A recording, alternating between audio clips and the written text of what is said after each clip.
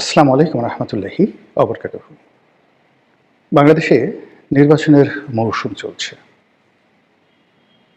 প্রায় সব রাজনৈতিক দলগুলোই নির্বাচনের জন্য সর্বশক্তি নিয়োগ করেছে।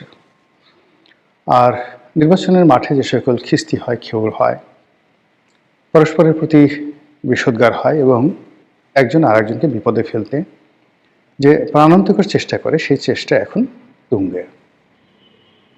অন্যদিকে সরকারের যারা কর্তা ব্যক্তি, মানে তাদের আচার আচরণ, চালচলন, কথাবার্তা শুনলে মনে হয় যে তারা পৃথিবীর একটা সেরা নির্বাচন না করে যাবে না, এবং নির্বাচন এত সুন্দর হবে, সারা বিশ্ব অবাক হয়ে তাকিয়ে থাকবে, এবং নির্বাচনের মাধ্যমে যারা নির্বাচিত হবেন তারা হবেন দুনিয়ার সর্বকালের সেরা গণতন্ত্রের প্রতিভূ। একটি অংশগ্রহণমূলক, একটি প্রতিযোগিতামূলক, একটি ট্রান্সপারেন্ট, স্বচ্ছ এবং একটি পক্ষপাতহীন নির্বাচনের মাধ্যমে যদি এদেশে কোনো প্রধানমন্ত্রী নির্বাচিত হন, রাষ্ট্রপতি তার পরবর্তীতে সংসদ কর্তৃক নির্বাচিত হন, সেক্ষেত্রে যারা আয়োজক তারা সারা পৃথিবীতে অমর হয়ে থাকবেন মহাকালে যে আমাদের দেশে একজন নোবেল লরিয়েট ছিলেন, তার সঙ্গে তার সাঙ্গপাঙ্গ আত্মীয় স্বজন, বন্ধু বান্ধব শুভানুদ্দায়ী ছিলেন। তিনি সবাইকে দরাজ দিলে রাষ্ট্রীয় কর্মে সংযুক্ত করেছিলেন।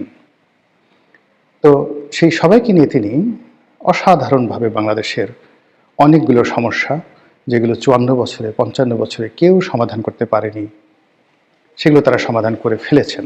এটা আমার কথা না, সরকারের একজন মহিলা উপদেষ্টা রয়েছেন, তিনি এই কথা বলেছেন। তারপর ডক্টর মোহাম্মদ ইউনূসের সরকার এমন সব জটিল জটিল কর্মকাণ্ড করে ফেলেছেন যেগুলো কোনো গণতান্ত্রিক সরকারের পক্ষে সম্ভব নয়, এবং এগুলো সব ইতিবাচক।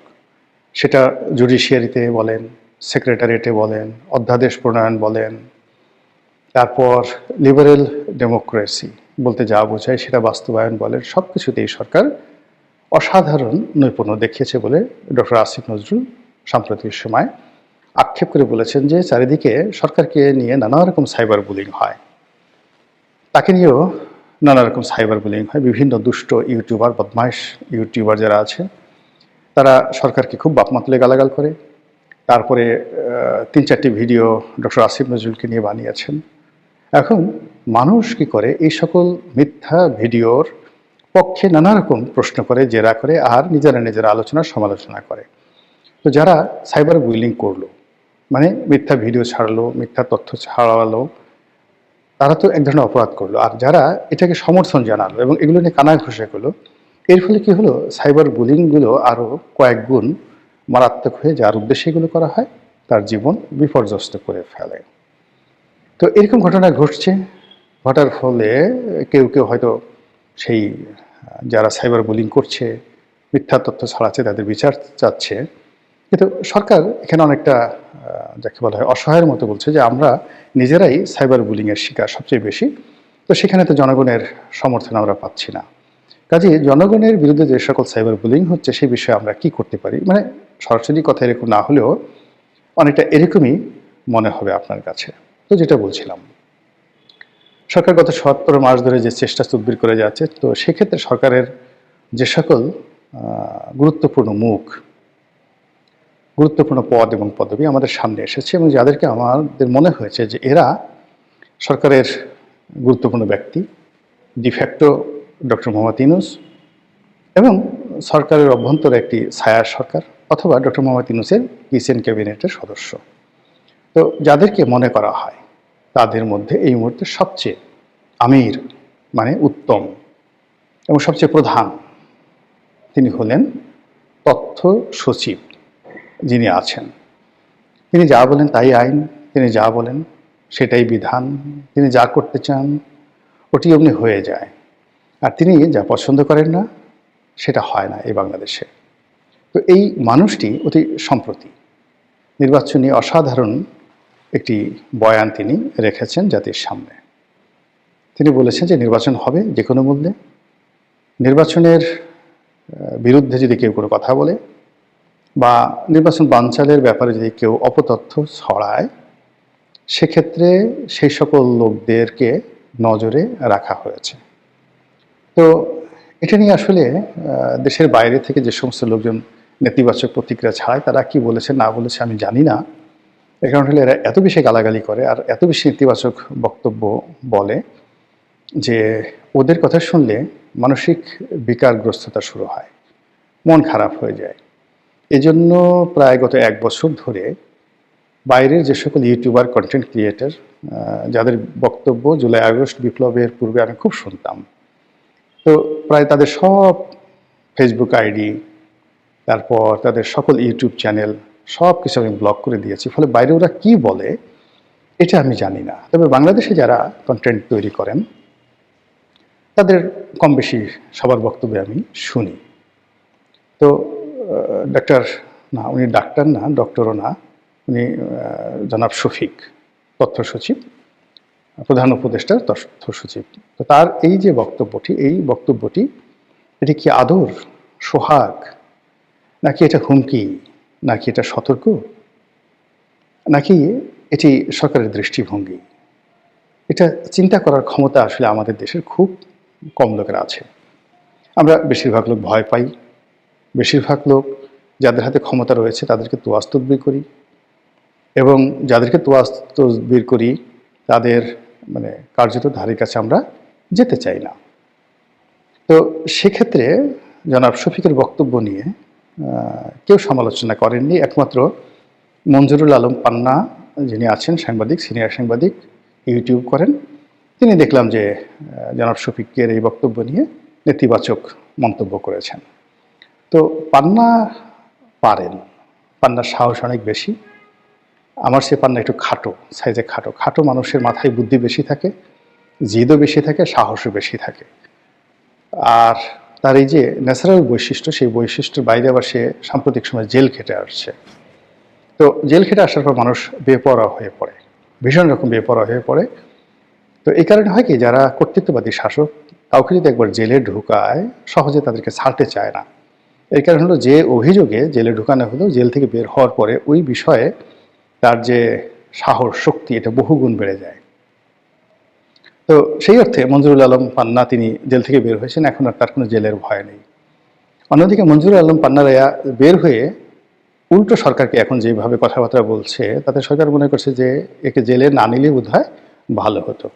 আর সেই অভিজ্ঞতা থেকে এখন আর আনিস আলমগীরের মতো বিখ্যাত যে সাংবাদিক আছে তাকে ছাড়া হচ্ছে না, তার জামিন হচ্ছে না, সে ওখানে জ্বলে পুড়ে মরছে। কেননা হলো যে তাকে ছেড়ে দিলেই সে বের হয়ে যে কি বলবে তার মুখে কোনো ট্যাক্স নেই। এনিওয়ে, তো যেটা বলছিলাম যে জনাব শফিকুল আলম, তো তিনি এই নির্বাচনে যারা আলোচনা করবেন, সমালোচনা করবেন, নির্বাচনের পথে অনিশ্চয়তা তৈরি করবেন, তাদেরকে তিনি নজরে রেখেছেন। তো সেই অর্থে আমি বাপু একেবারে ভীত সন্ত্রস্ত মানুষ, ভয়ের জন্য আমার অনেক সময় ঘুম হয় না। সব ভয় আমার মধ্যে আছে, ছোটকাল থেকেই ভয় ছিল। জিনের ভয় আছে, ভূতের ভয় আছে, সাপ, ব্যাঙ, মানুষের অপমান, লাঞ্ছনা, গঞ্চনা, মানে কি নাই এই পৃথিবীতে যত লক্ষ কোটি ভয় আছে, সব ভয় আমার মধ্যে মোটামুটি শতভাগ আছে। আমি একজন ব্যক্তিগতভাবে ভীত প্রকৃতির মানুষ। এই জন্য আমি আসলে এই নির্বাচন নিয়ে কোনো কথা বলতে পারবো না। নির্বাচনে যদি কথা বলি আমি বলবো যে সরকার যেটা বলেছে সেটাই সঠিক। তো যারা নির্বাচন নিয়ে খুব বেশি আলোচনা করতে চান বা নির্বাচনের ব্যাপারে খুব নেতিবাচক আলোচনা করতে চান, তাদের উচিত বাংলাদেশ থেকে চলে যাওয়া, অথবা তাদের উচিত সরকারের মনোভাবের সঙ্গে কমপ্লাই করা। কিন্তু যদি আপনি গণতন্ত্রের দোহাই দেন, যদি আপনি বাস্তব অবস্থার কথা বিচার করেন, বিশ্লেষণ করেন, তাহলে এই নির্বাচনের মৌসুমে আপনি কথা না বলে থাকতে পারবেন না। এমন ঘটনা ঘটছে, সেখানে এক পক্ষ আর এক পক্ষের বিরুদ্ধে লড়াই করছে, সংগ্রাম করছে, কারো মনোনয়ন বাতিল হচ্ছে, কারো মনোনয়ন গৃহীত হচ্ছে, কোথাও কোথাও সন্ত্রাস হচ্ছে, কোথাও কোথাও হত্যাকাণ্ডের মতো ঘটনা ঘটছে, কোথাও কোথাও দাড়িপাল্লা এবং বিড়ি এগুলো নিয়ে রীতিমতো রোজ হাসরের ঘটনা ঘটে যাচ্ছে। অর্থাৎ নাউজুবিল্লাহ মিন জালিক, রোজ হাসর বলা ঠিক হবে, মানে কিয়ামতের আগে যে পৃথিবীতে যে সকল ঘটনা ঘটে যেগুলোর সঙ্গে কোনো আপনি কার্যকারণ খুঁজে পাবেন না। সেখানে দাজ্জাল আসবে, সেখানে ইয়াজুজ মাজুজ আসবে, আরও কত কিছু। তো এইরকম নির্বাচনের মাঠে অসংখ্য বিশ্রী বিশ্রী সব ঘটনা ঘটে, যেগুলোর সঙ্গে আপনি কিয়ামতের পূর্ব লক্ষণের তুলনা করতে পারেন, এবং এটা একটা স্টাইল। এবং এই স্টাইলটা যত বেশি জাগরুক থাকে, তত বেশি নির্বাচনটা আনন্দমুখর হয়ে পড়ে, জমজমাট হয়ে পড়ে। আপনি ঠিক অনেকটা ইউরোপ আমেরিকার মতো ভদ্র কায়দায় বাংলাদেশে নির্বাচন করতে পারবেন না। এই নির্বাচন ভালো হবে না, লোকজন বলবে এটা কোনো একটা নির্বাচন হলো, একটা বাজে জিনিস।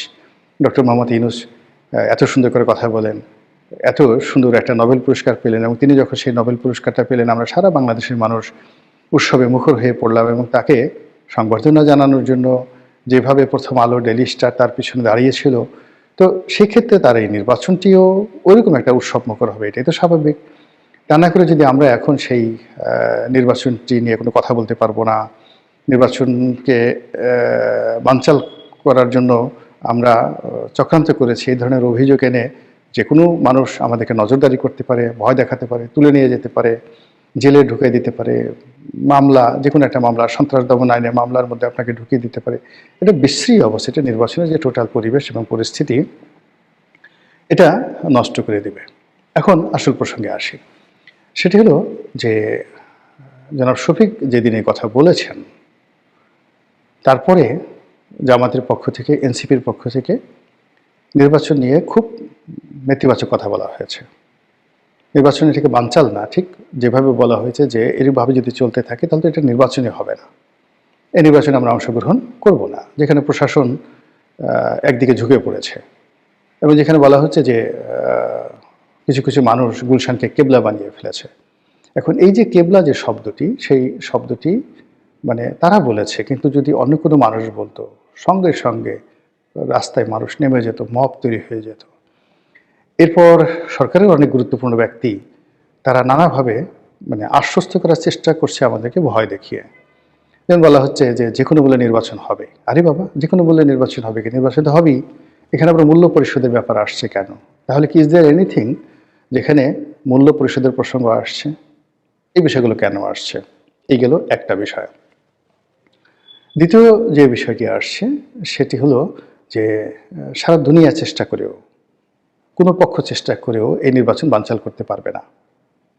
তাহলে কি কেউ বানচাল করার চেষ্টা করছে? আপনি তো সঙ্গত কারণে প্রশ্ন করতে পারেন। আবার দায়িত্বশীল যারা ব্যক্তিবর্গ রয়েছেন তারা বলছেন এই নির্বাচন অত সহজ হবে না, তারপরে এই নির্বাচন যারা বানচাল করতে আসবেন তাদেরকে আমরা ছেড়ে দেব না, ইত্যাদি ইত্যাদি নানা রকম কথাবার্তা। এখন এগুলো যদি শুধু কথার কথা হয়, ভালো কথা, নির্বাচন আরও সুন্দর হবে, কিন্তু এই কথাগুলোর পেছনে যদি কোনো রহস্য লুকায়িত থাকে, এখন সেই রহস্য নিয়ে তো আপনি প্রশ্ন করতে পারবেন না। যদি আপনি প্রশ্ন করেন তাহলে জনাব শফিক যে আপনাকে ভয় দেখিয়েছেন, তিনি সেই তার যে বক্তব্য, সেই বক্তব্য অনুসারে যদি আপনার পেছনে ডিবি লাগিয়ে দেন, আপনার পেছনে যদি অন্য গোয়েন্দা সংস্থা সিআইডি লাগিয়ে দেন, বা আরও অনেক গোয়েন্দা সংস্থা আছে না, তাদেরকে যদি লাগিয়ে দেন, তারপর যদি আপনাকে ধরে নিয়ে যায়, এরপর যদি নানারকম প্রশ্ন করে, আরও কি ঠিক করে না ডিবি অফিসে, সেই জিনিসগুলো হয়, বলেন তো কি এটা যন্ত্রণাদায়ক অবস্থা। এখন আমরা যারা আছি এই সোশ্যাল মাধ্যমে কন্টেন্ট ক্রিয়েট করি, আমাদের তো লোকজন তাকিয়ে থাকে যে কখন আমরা একটা ভিডিও বানাবো এবং বাংলাদেশের যে চলমান ঘটনা সেগুলো নিয়ে একটা বিশ্লেষণ করব। তো সেক্ষেত্রে জনাব শফিকের এই বক্তব্য, নির্বাচন, তারপর সরকারের কর্মকাণ্ড, তারেক রহমান সাহেবের বাংলাদেশের আগমন, প্রায় সব ঘটনাই তো জাতীয় ইস্যু। এখন এগুলো নিয়ে যদি আলাপ আলোচনা না করি তাহলে তো আমাদেরও পেটের ভাত হজম হবে না, আর আমাদেরই আলোচনা না শুনলে যারা দর্শক শ্রোতা রয়েছেন তাদেরও পেটের ভাত হজম হবে না। কিন্তু জনাব শফিক যে কথাগুলো বলেছেন, এই কথাগুলো আসলে আমাদের ভয় ধরিয়ে দিয়েছে। মানে তার উচিত আমাদেরকে একটু আশ্বস্ত করা, আল্লাহ তাকে হেফাজত করুন, তাকে হেদায়েত দান করুন, এবং তিনি আমাদের বন্ধু হয়ে যান, মাহবুব হয়ে যান। আল্লাহ যেন তাকে সেই তৌফিক এনায়েত করেন। আসসালামু আলাইকুম ওয়া রাহমাতুল্লাহি ওয়া বারাকাতুহু।